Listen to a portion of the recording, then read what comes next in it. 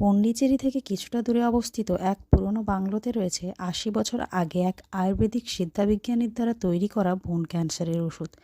ওই ওষুধ নিজের মায়ের জন্য খুঁজতে গিয়ে পেশায় আর্ট ডিরেক্টর ছেলেটির সামনাসামনি হয় কিছু আত্মা এবং ৮০ বছর আগে ঘটে যাওয়া এক নৃশংস ভয়ঙ্কর সত্যের সাথে। কি এমন ঘটেছিল এখানে ৮০ বছর আগে, এবং কি এই বাংলোর রহস্য, আর ছেলেটি কি পারবে ওই ভুতুড়ে বাংলো থেকে তার মায়ের জন্য ক্যান্সারের ওষুধ আনতে? এই সমস্ত অজানা কথার উত্তর জানতে আপনাদের আজ শুনতে হবে ২০২৫ সালে তামিল ভাষায় মুক্তিপ্রাপ্ত হরর থ্রিলার মুভি আগাথিয়ার গল্পটি। নমস্কার বন্ধুরা, ওয়েলকাম টু মুভি টিউব। মুভির শুরুতে আমরা একটি অনেক বড় বাংলো দেখতে পাই। বাংলোটি পন্ডিচেরি শহর থেকে কিছুটা দূরে নির্জন এলাকায় অবস্থিত। ওই বাংলোর মধ্যে একটি মেয়ে খুব সুন্দরভাবে পিয়ানো বাজাচ্ছিল। হঠাৎই দেখা যায় মেয়েটির হাত এবং চোখ থেকে রক্ত বের হতে, এবং ওখানেই আরো কিছু আত্মাদের উপস্থিতি আমরা লক্ষ্য করি। পরবর্তী দৃশ্যে দেখা যায় ছোটু নামে একটি লোক রাতের বেলায় ওই বাংলোর সামনে থাকা চায়ের দোকানে বসে কিছু লোককে বলতে থাকে এই বাড়ির মালকিন হলো হেলেন, আর হেলেন এই বাংলোটিকে প্রডিউসারকে দিয়েছে মুভি বানানোর জন্য। আর বাংলোর আরো একজন মালিক হলো হেলেনের নাতি,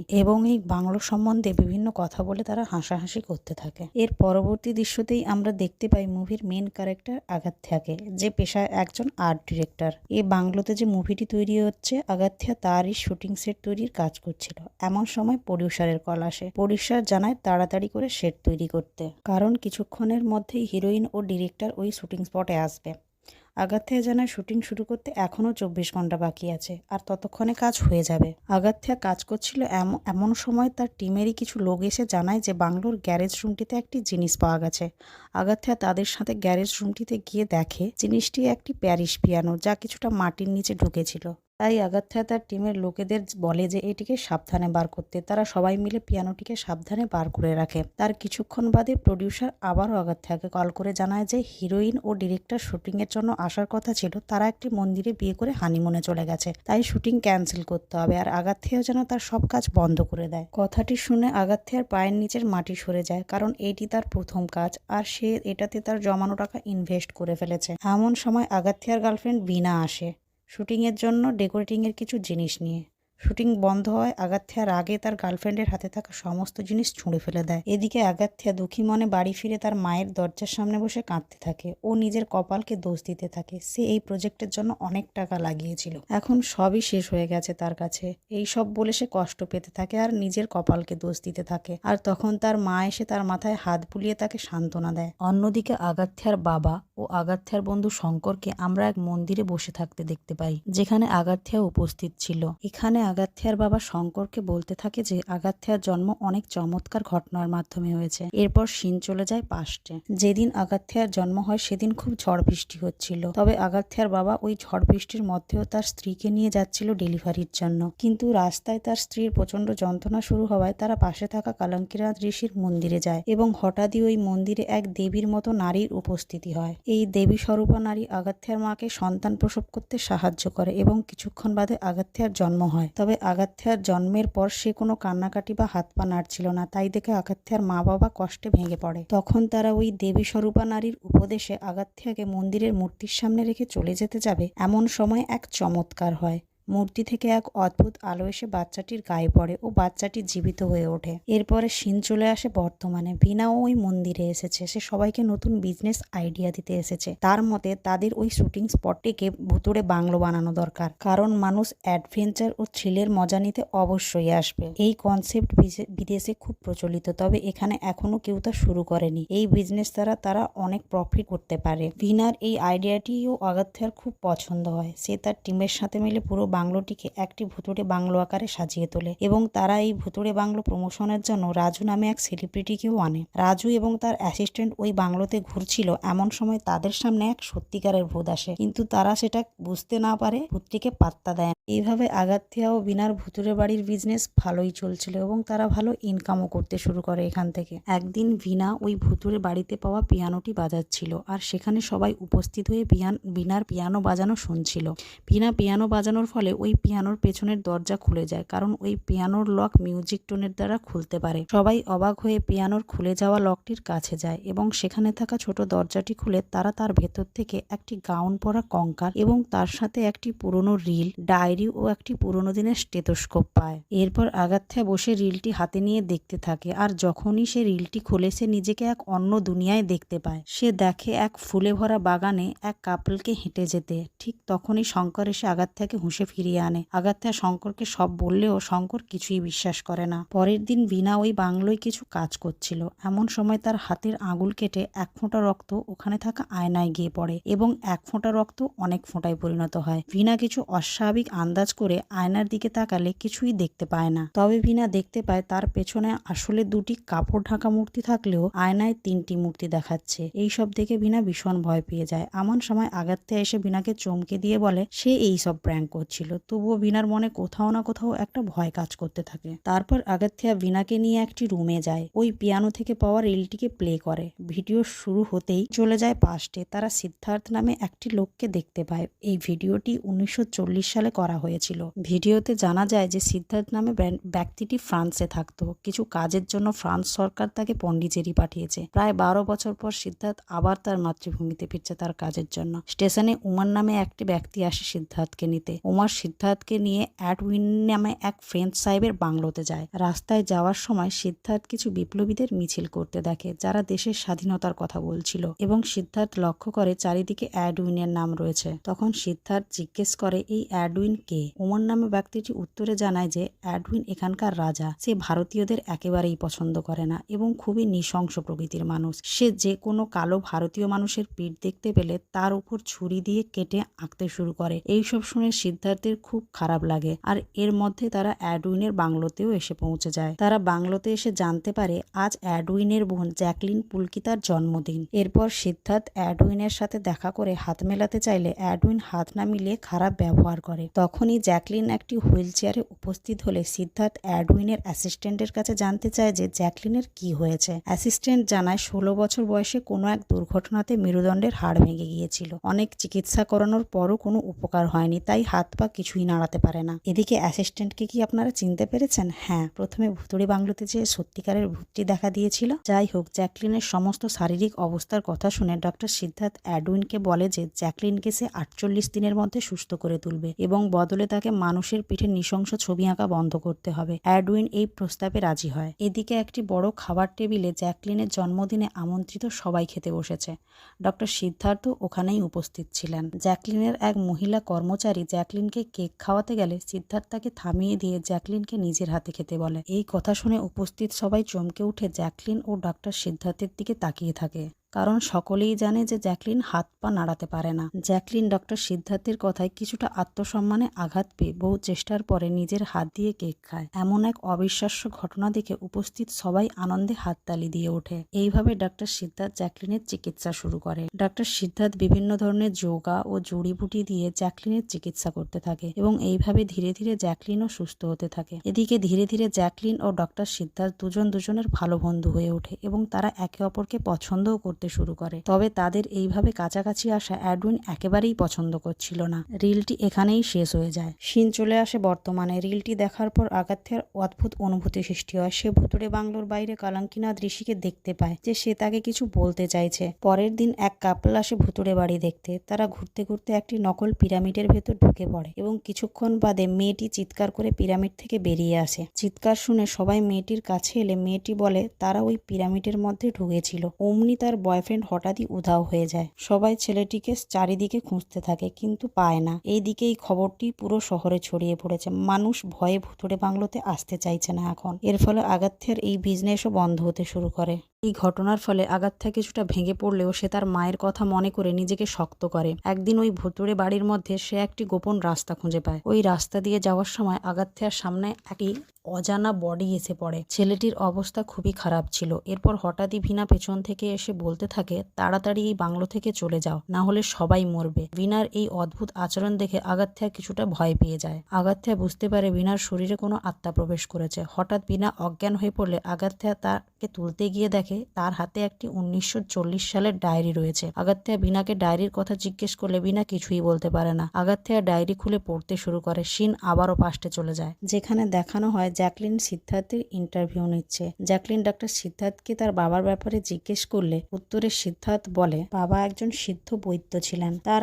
আয়ুর্বেদে অনেক জ্ঞান ছিল। ডক্টর সিদ্ধার্থ জানায় ওই সময় ফ্রান্সে এক মহামারী হয়েছিল, যার ফলে অনেক মানুষ মারা যাচ্ছিল। তার বাবা এই সিদ্ধ বৈদ্যের দ্বারা মহামারীর চিকিৎসা করতে চেয়েছিলেন, কিন্তু মানুষ তার এই কথায় তাকে নিয়ে খুব অপমান ও হাসাহাসি করেছিল, যা তার বাবা সহ্য করতে পারেননি। তাই লজ্জায় তিনি আত্মহত্যা করেন। সেই দিনই বাবার চিতার সামনে ডক্টর সিদ্ধার্থ প্রতিজ্ঞা করেছিলেন যে পুরো দুনিয়াতে সে সিদ্ধ আয়ুর্বেদের চমৎকারের কথা একদিন ছড়িয়ে দেবে। এরপর এক ব্যক্তি সিদ্ধার্থকে দত্তক নেয় এবং এরপর সিদ্ধার্থ বিভিন্ন দেশে গিয়ে আয়ুর্বেদের জ্ঞান নিতে থাকে। দ্বিতীয় বিশ্বযুদ্ধের সময় সৈনিকদের হাড়ের ক্যান্সার দেখা দেয় এবং এক এক করে সৈনিক মরতে শুরু করে। তখন সিদ্ধার্থ ফ্রান্সের প্রেসিডেন্টের কাছে গিয়ে জানায় যে সে সিদ্ধ আয়ুর্বেদের দ্বারাই বোন ক্যান্সারের ওষুধ বানাতে পারবে। তবে সেখানে উপস্থিত বেশিরভাগ লোক সিদ্ধার্থের কথায় বিশ্বাস না করলেও ফ্রান্সের প্রেসিডেন্ট সিদ্ধার্থের কথায় বিশ্বাস করে এবং তাকে ঔষধ বানানোর জন্য ইন্ডিয়া পাঠায়। আর ডায়েরির লেখা এখানেই শেষ হয়। সিন চলে আসে বর্তমানে, যেখানে বিনা আগাথিয়াকে বলতে থাকে এসব ফালতু কথায় আমাদের ধ্যান না দেওয়াই ভালো। তখন আগাথিয়ার চোখে জল চলে আসে আর আমরা এখানে আগাথিয়ার কথায় জানতে পারি যে তার মা বোন ক্যান্সারে আক্রান্ত এবং চিকিৎসার প্রভাবে স্মৃতিশক্তিও হারিয়ে ফেলেছে। আগাথিয়া বিনাকে বলে ডক্টর সিদ্ধার্থের তৈরি করাই বোন ক্যান্সারের ওষুধ তাকে খুঁজে পেতেই হবে, কারণ সে তার মাকে আর কষ্টের মধ্যে দেখতে পাচ্ছে না। আজ ভগবান যখন তাকে একটা সুযোগ দিয়েছে, তাকে এই সুযোগ কাজে লাগাতেই হবে। তাদের দুজনের কথোপকথনের মাঝে হঠাৎই জ্যাকলিনের আত্মা এসে তাদের সাবধান করে। জ্যাকলিনের আত্মা তাদের জানায় এখানে ওষুধের কথা বলতে না আর এখান থেকে তাড়াতাড়ি চলে যেতে, কারণ অ্যাডউইন এসে পড়লে তাদেরকে মেরে ফেলবে। আগাথিয়া আর বিনা কিছু বোঝার আগেই অ্যাডউইনের আত্মা সেখানে চলে আসে এবং তাদের দুজনকে বাংলো থেকে ছুঁড়ে বাইরে বের করে দেয়। আগাথিয়া আর বিনা অনেক চিন্তা নিয়ে বাইরে বসে আছে। এমন সময় আগাথিয়ার কাছে কল আসে হসপিটাল থেকে, তার মা আবার অসুস্থ হয়ে গেছে। আগাথিয়া তাড়াতাড়ি হসপিটালে যায় মাকে দেখার জন্য। হসপিটালে মায়ের অবস্থা খারাপ হতে দেখে ভীষণ দুঃখ পেতে থাকে আগাথিয়া। সে মনে মনে ভাবতে থাকে মায়ের এই খারাপ অবস্থাতেও সে কিছুই করতে পারছে না। সব ভাবতে ভাবতে সে ডক্টরের কাছে যায় তার মায়ের রিপোর্টস আনতে। তখনই কেউ যেন বলে ওঠে তুমি একবার সিদ্ধ বৈদ্য ট্রাই করতে পারো। আগাথিয়া মনে করে হয়তো ডক্টর তাকে এই কথা বলছে, তবে ডক্টরকে জিজ্ঞেস করলে ডক্টর বলে সে কিছুই বলেনি। এমন সময় আগাথিয়া চোখে পড়ে ডক্টরের টেবিলে থাকা এক ঋষির ফটোতে। আগাথিয়া ডাক্তারের কাছে ঋষির ব্যাপারে জানতে চাইলে ডক্টর বলে উনি ধীরুয়ানামালাইয়ের কাছে থাকা ঋষি, উনি সমস্ত বিপদে মানুষকে সঠিক রাস্তা দেখান। এর পরবর্তী দৃশ্যতে আমরা দেখতে পাই আগাথিয়া তার মায়ের রিপোর্টস নিয়ে কিছু আয়ুর্বেদিক চিকিৎসকের কাছে যায় বোন ক্যান্সারের ওষুধের সম্বন্ধে জানতে। তবে ওনারা জানায় যে এখনো ওষুধ বানানো সম্ভব হয়ে ওঠেনি। আগাথিয়া ওই আয়ুর্বেদিক চিকিৎসকদের কাছে জানতে চায় 80 বছর আগে আয়ুর্বেদিক ওষুধ এখন কি ঠিকঠাক থাকতে পারে। তোরে চিকিৎসকটি জানায় যে এক্সপায়ারি তো শুধু কেমিক্যালের হয়, প্রকৃতির কোনো এক্সপায়ারিই নেই। আগাথিয়া মাকে বাঁচানোর কিছুটা আশার আলো নিয়ে ওখান থেকে যায় বাংলোর মালকিন হেলেনের কাছে। হেলেনও আগাথিয়াকে দেখে চমকে ওঠে, মনে হয় যেন আগাথিয়াকে সে আগে কোথাও দেখেছে। আমরা জানতে পারি আসলে হেলেন হলো অ্যাডউইনের স্ত্রী। আগাথিয়া হেলেনকে ওই ভুতুড়ে বাংলো এবং বোন ক্যান্সারের আয়ুর্বেদিক ওষুধ এইসব নিয়ে প্রশ্ন করতে থাকে। তবে হেলেন আগাথিয়াকে দেখে অদ্ভুতভাবে চিৎকার করতে থাকে। হেলেন তেমন কিছু না বলায় তারপর আগাথিয়ারা চলে আসে হেলেনের নাতির কাছে, অর্থাৎ যে বর্তমানে ওই বাংলোর দেখাশোনা করছে। তার কাছ থেকে আগাথিয়ারা একটি বাক্স পায়। ওই বাক্সের মধ্যে ওরা কিছু কাগজপত্র আর একটি কৌটো পায়। আগাথিয়া বুঝতে পারে না যে সে এগুলো নিয়ে কি করবে। মাকে বাঁচানোর আর কোনো রাস্তা না দেখতে পেয়ে আগাথিয়া চিন্তা করতে করতে শুয়ে পড়ে এবং তারপর সে নিজেকে ওই ভুতুড়ে ফ্রেঞ্চ বাংলোতে খুঁজে পায়, যেখানে তার সাথে দেখা হয় হেলেনের। স্বপ্নে হেলেন তাকে একটি ঘরে নিয়ে যায়, তারপর একটি বাক্স খুলতে থাকে। আগাথিয়া তাকে চিৎকার করে জিজ্ঞেস করতে থাকে সে কেন এখানে তাকে নিয়ে এসেছে। হেলেন বারবার আগাথিয়াকে চিৎকার করতে মানা করলেও আগাথিয়া হেলেনের কোনো কথা শুনে না। তখন অ্যাডউইনের আত্মা ওখানে চলে আসে আর হেলেনকে চাবুক দিয়ে মারতে থাকে। হঠাৎ সেখানে জ্যাকলিনের আত্মা এলে অ্যাডউইন তাকেও মারতে থাকে। এরই মধ্যে হেলেন কোনো রকমে ওই বাক্স থেকে একটি কৌটো আগাথিয়ার দিকে ছুঁড়ে দেয়। আগাথিয়া কৌটোটি নিয়ে জানলা ভেঙে লাফিয়ে পড়ে আর তখনই আগাথিয়ার ঘুম ভেঙে যায়। আগাথিয়া বুঝতে পারে স্বপ্নে হেলেন তাকে ওই কৌটোটির দ্বারা কিছু বোঝাতে চাইছিল, তাই আগাথিয়া তাড়াতাড়ি বাড়ি গিয়ে ওই কৌটোটি খোলে আর কৌটোর মধ্য থেকে একটি পুরোনো দিনের মিউজিকের রিল পায়। আগাথিয়া ওই মিউজিক রিল প্লে করার সাথে সাথে সিন আবারও পাস্টে চলে যায় আর আমরা দেখতে পাই সিদ্ধার্থ তার লোকেদের সাথে মিলে বোন ক্যান্সারের ওষুধ বানাচ্ছে। একদিন হঠাৎ সিদ্ধার্থের ঘরে অ্যাডউইন এবং তার মন্ত্রী শেষাদ্রি আসে আর অ্যাডউইন সিদ্ধার্থকে জিজ্ঞেস করে তুমি এই সব ঘাস টাস নিয়ে কি বানাচ্ছ। তখন সিদ্ধার্থ কিছুটা রেগে গিয়ে বলে এই সব ঔষধি জড়িবুটি যেগুলো দিয়ে আগেকার সময় চিকিৎসা করা হতো, তবে তুমি জানবে কি করে, তোমরা তো অন্যের দেশ দখল করা ছাড়া আর কিছুই জানো না। এটি শুনে অ্যাডউইন রেগে সেখান থেকে চলে যায়। আমরা দেখতে পাই নানাজি নামে এক বিপ্লবী অ্যাডউইনের দিকে নিশানা করে বসে আছে, আর অ্যাডউইন এদিকে একটি হাতির পায়ে ইচ্ছে করে গুলি করে। এর ফলে হাতিটি খুব রেগে গিয়ে অ্যাডউইনের দিকে দৌড়ে আসে। তবে ঠিক সময়ে সিদ্ধার্থ এসে তার হাতে থাকা কিছু একটা দেখিয়ে হাতিকে শান্ত করে আর অ্যাডউইনের প্রাণ বাঁচায়। এই ঘটনার পর সিদ্ধার্থ এবং অ্যাডউইন খুব ভালো বন্ধু হয়ে ওঠে। একদিন অ্যাডউইন সিদ্ধার্থকে একটি গোপন কক্ষে নিয়ে আসে। একটি বড় কফিন ছিল। এই কফিনটি অ্যাডউইন তার নিজের জন্য বানিয়েছে। সে সিদ্ধার্থকে বলে সে যেন এমন একটা ওষুধ বানায় যাতে মৃত্যুর পর তার শরীরে মাখিয়ে দিলে তার শরীরটি নষ্ট না হয়ে যায়। সিদ্ধার্থ যেন ওই ওষুধটি দিয়ে ওর মৃতদেহকে মমি বানিয়ে ওই কফিনের মধ্যে রেখে দেয়। সিদ্ধার্থ রাজি হয় এমন ওষুধ বানাতে। এর দিন দেখা যায় সিদ্ধার্থ ও জ্যাকলিন এক নির্জন স্থানে কথাবার্তা বলছে। এমন সময় নানাজি নামে বিপ্লবীটি তার দলবল নিয়ে জ্যাকলিনের উপর আক্রমণ করে। তবে সিদ্ধার্থ জ্যাকলিনকে বাঁচাতে তাদের সাথে লড়াই করে ও তাদের আহত করে ফেলে। কিন্তু সিদ্ধার্থ আবার ওই আহত বিপ্লবীদের কষ্ট সহ্য করতে না পেরে নিজেই তাদের চিকিৎসা করে। এখান থেকে বোঝা যায় ডক্টর সিদ্ধার্থ কতটা ভালো মনের মানুষ। নানাজির ওষুধ লাগানো হয়ে গেলে সে সিদ্ধার্থকে বলে যে তারা ইংরেজদের এই দেশ থেকে তাড়ানোর জন্যই লড়াই করছে। এই বলে নানাজি সেখান থেকে চলে যায়। এই ঘটনার পর সিদ্ধার্থের প্রতি জ্যাকলিনের প্রেম আরো বাড়তে থাকে। তারা একে অপরের সাথে আরো বেশি করে সময় কাটাতে থাকে। সিদ্ধার্থ আপ্রাণ চেষ্টা করতে থাকে ওষুধ বানানোর জন্য এবং সে কিছুদিনের মধ্যে বোন ক্যান্সারের ওষুধ বানিয়েও ফেলে। তাকে এবার বোন ক্যান্সারের ওষুধ ফ্রান্সে নিয়ে যেতে হবে, তাই সে যাওয়ার আগে একবার অ্যাডউইনের বাংলোতে আসে বন্ধু অ্যাডউইনকে তার ওষুধগুলি দেখাতে ও জ্যাকলিনকে তার মনের কথা বলতে। সিদ্ধার্থ জ্যাকলিনকে বলে আজ আমি তোমাকে একটা কথা বলবো যা এতে রেকর্ড করা আছে বলে সিদ্ধার্থ জ্যাকলিনের চোখ বেঁধে একটি রেকর্ড প্লে করে এবং জ্যাকলিনের কানে পুরোনো দিনের হেডফোনগুলি লাগিয়ে দেয় যাতে জ্যাকলিন খুব শান্তিপূর্ণভাবে সিদ্ধার্থের রেকর্ড করা কথাগুলি শুনতে পারে। জ্যাকলিন কানে হেডফোন দিয়ে শুনতে থাকে সিদ্ধার্থে ভালোবাসায় ভরা সমস্ত কথাগুলি। এমন সময় অ্যাডউইন সিদ্ধার্থকে একটি ঘরে ডাকে এবং তার ফ্রান্সে যাওয়ার প্লেনের টিকিট দিয়ে জানায় যে সিদ্ধার্থের বানানো বোন ক্যান্সারের ওষুধ ভীষণ ভালো লেগেছে তার। এরই মধ্যে নানাজি চলে আসে অ্যাডউইনের বাংলোয় আর অ্যাডউইনকে মারার জন্য তার দিকে বন্দুক নিশানা করে। তবে তখনই হঠাৎ সিদ্ধার্থের উপর কেউ গুলি চালায় আর সিদ্ধার্থ মাটিতে লুটিয়ে পড়ে। এদিকে গুলির আওয়াজ পেয়ে জ্যাকলিন ছুটে আসে সিদ্ধার্থের কাছে। সিদ্ধার্থের এই অবস্থা দেখে সে কান্নায় ভেঙে পড়ে আর সাহায্যের জন্য চিৎকার করতে থাকে। অ্যাডউইন সবাইকে বলতে থাকে যে নানাজি সিদ্ধার্থকে গুলি করেছে। আসলে সিদ্ধার্থকে গুলি অ্যাডউইনই করেছিল। মরার আগে সিদ্ধার্থ অ্যাডউইনকে বলে যায় যে তুমি এটা ঠিক করলে না। আমি বন্ধুভাবে তোমায় বিশ্বাস করেছিলাম আর তুমি এটা করলে। আমি কোনোদিন তোমাকে ক্ষমা করব না। এই বলে সিদ্ধার্থ মারা যায়। তারপর সিদ্ধার্থের এই লাশটি কফিনে রেখে মিশর থেকে আনা তান্ত্রিক দিয়ে কফিনটি কুয়ায় ফেলে দেয়। এরপর অ্যাডউইন নানাজি এবং তাদের সমস্ত বিপ্লবী সঙ্গীদের মেরে ফেলে। কিছুদিন পর জ্যাকলিনের সামনে সব সত্যি চলে আসে। সে জানতে পারে তার ভালোবাসার মানুষটিকে আর কেউ না, তার দাদাই মেরেছে। কারণ অ্যাডউইন কিছুতেই একজন ভারতীয়র এত উন্নতি সহ্য করতে পারছিল না। সে সিদ্ধার্থকে মেরে তার বানানো ওষুধ নিজের নামে করতে চেয়েছিল। সবকিছু জানতে পেরে জ্যাকলিন এই সমস্ত ওষুধপত্র নিয়ে ঘর ছেড়ে পালিয়ে যাওয়ার চেষ্টা করে। তবে অ্যাডউইনের কানে কথাটি এলেছে জ্যাকলিনকে চারিদিকে খুঁজতে থাকে। জ্যাকলিন ভয় পেয়ে ওই পিয়ানোর মধ্যে লুকিয়ে পড়ে, কিন্তু অ্যাডউইন তা জানতে পেরে যায়। সে জ্যাকলিনকে মেরে ওই পিয়ানোর মধ্যে রেখে লক করে দেয়। এ থেকে বোঝা যায় বিনা মিউজিক পাজলের দ্বারা পিয়ানোর দরজা খোলাতে যে কঙ্কাল পাওয়া গিয়েছিল সেটা জ্যাকলিনেরই। এইভাবে হঠাৎ একদিন রাতে বিপ্লবীরা সবাই মিলে অ্যাডউইনের বাংলোতে আক্রমণ করে। অ্যাডউইন নিজেকে বাঁচাতে তারই বানানো কফিনের মধ্যে ঢুকে পড়ে, সাথে সিদ্ধার্থের বানানো বোন ক্যান্সারের ওষুধটিও নিয়ে নেয়। তারপর মন্ত্রী শেষাদ্রিকে বলে বিপ্লবীরা চলে গেলে সে যেন তাকে এখান থেকে বার করে দেয়। তার মন্ত্রী বিপ্লবীদের দ্বারা নিহত হয়ে যায় আর অ্যাডউইন কফিনের ভেতর আটকে থেকেই মারা যায়। এরপর সিন চলে আসে বর্তমানে। আগাথা এবার জেনে যায় ওই ওষুধ কোথায় আছে, তাই সে আবার ওই ভুতুড়ে বাংলোর দিকে যেতে থাকে। আত্মার সাথে লড়াই করে হলেও সে তার মাকে সুস্থ করে তুলবেই, কিন্তু সে বহু চেষ্টা করেও বাংলোর মধ্যে ঢুকতেই পারছে না। এমন সময় আগাথা ভগবানকে স্মরণ করতে থাকে। তার কল্পনায় সেই ঋষি দেখা যায় যাকে আগাথা আগেও দেখেছে। ঋষিটি আগাথাকে জানায় আজ এক বিশেষ রাত। আজ 8টি গ্রহ একই সরলরেখায় চলে আসবে আর সেই সময় সমস্ত খারাপ আত্মাদের শক্তি কমে যাবে 11 মিনিটের জন্য। তোমাকে এই 11 মিনিটের মধ্যে অ্যাডউইনের শরীরটি জ্বালিয়ে দিতে হবে, না হলে তার আত্মা আরো শক্তিশালী ও ভয়ঙ্কর হয়ে উঠবে। এরপর আগাথা, শঙ্কর ও ভীনা চলে যায় অ্যাডউইনের কফিনটির কাছে। তারা অ্যাডউইনের কফিনটিকে খোলার ভীষণ চেষ্টা করে, তবে তারা ব্যর্থ হয়। তখনই আগাথার চোখে পড়ে যে কফিনের পাশে একটি বিশাল বড় চেন রয়েছে আর এই চেনটি কফিনের সাথে জোড়া রয়েছে। তারা সবাই মিলে চেনটি টানতে থাকে। অবশেষে কফিনটি খুলে যায়। কফিন খুলতেই আগাথা তাড়াতাড়ি ওষুধপত্রগুলি নিয়ে অ্যাডউইনের কফিনটিতে আগুন লাগিয়ে দেয়। ততক্ষণে 11 মিনিট শেষ হয়ে গেছে। আগাথা, ভীনা এবং শঙ্কর ওষুধ নিয়ে ওই বাংলো থেকে পালাতে চাইলেও তারা এক অদৃশ্য শক্তির দ্বারা আটকে যায়। আর তখনই অ্যাডউইনের আত্মা ভয়ানক রূপ নিয়ে তাদের সামনে উপস্থিত হয়। অ্যাডউইনের আত্মা তার হাতে থাকা চাবুকটি দিয়ে আগাথিয়াদের মারতে থাকে। তাদের হাতে থাকা সমস্ত ওষুধ ও কাগজপত্র হাওয়ায় ভেসে যায় আর তাতেও